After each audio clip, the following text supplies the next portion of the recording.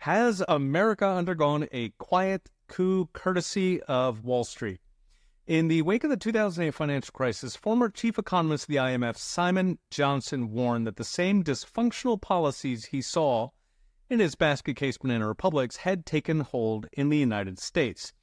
He warned that if we didn't act fast, we would plunge into a, quote, quiet coup as the American financial system effectually captured the government, bailing itself out until we run out of money.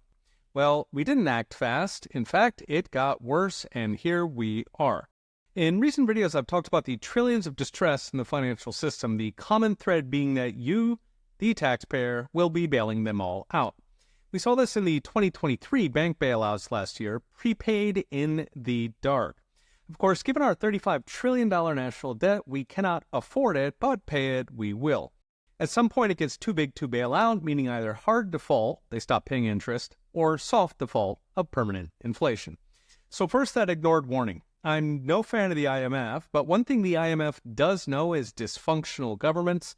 In his warning, Johnson detailed the typical pattern when countries collapse. So first, a small group of powerful elites takes over policy. This is typically financial elite or large companies when the country has them. Because these elites know that they'll be bailed out, they take excessive risks. So an iron law of finance is that more risk pays more reward. If taxpayers are paying, you dial it to 11.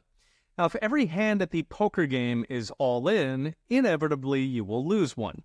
You pass your losses to the taxpayer, and you start over with fresh chips, courtesy of the suckers. Johnson laid out his numbers. From 1973 to 1985, America's financial sector never earned more than 16% of domestic corporate product. But by the early 2000s, it was earning 41% as the economy became financialized. Now, the industry turned a chunk of those profits into lobbying, repealing Depression-era prudential regulations separating banking and investment banking. In other words, freeing the banks to gamble with taxpayer-guaranteed funds. Then it lobbied to raise leverage, meaning how much banks could borrow. So at that point, they could make huge gambles, again, all taxpayer-guaranteed. The end result was the 2008 crisis, where banks made trillions in risky loans to people with no income, no assets, and no credit. The leverage meant they had bet the farm and then some, keeping all of the profits along the way. And then when it turned south, they sicked lobbyists on Washington to line up bailouts using voters' jobs as the hostage. Now, to be fair, it wasn't all take. They did give back. They gave politicians and their staff plum positions or even outright bribes. Ben Bernanke got $250,000 for a single speech. Janet Yellen made over $7 million in speaking fees from the very banks she regulated. Johnson sums it up. The American financial system is, quote, desperately ill, kept alive only by corrupt bailouts, like last year's. He says the only solution is forced recognition of bank losses, which would bankrupt them all, and then selling what's left to new management that will have no access to bailouts. So what's next? Brought to you by OnChain.com.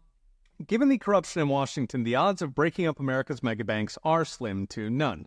Meaning unless Washington repents, we are in store for more existential financial crises, more bailouts and national debt, or running out the clock to financial catastrophe. We missed our chance in 2008, and it will take an even bigger crisis to finally fix it. Read the rest of the story with charts and all the gory details at profsatange.com. Okay, we'll be watching. See you next time.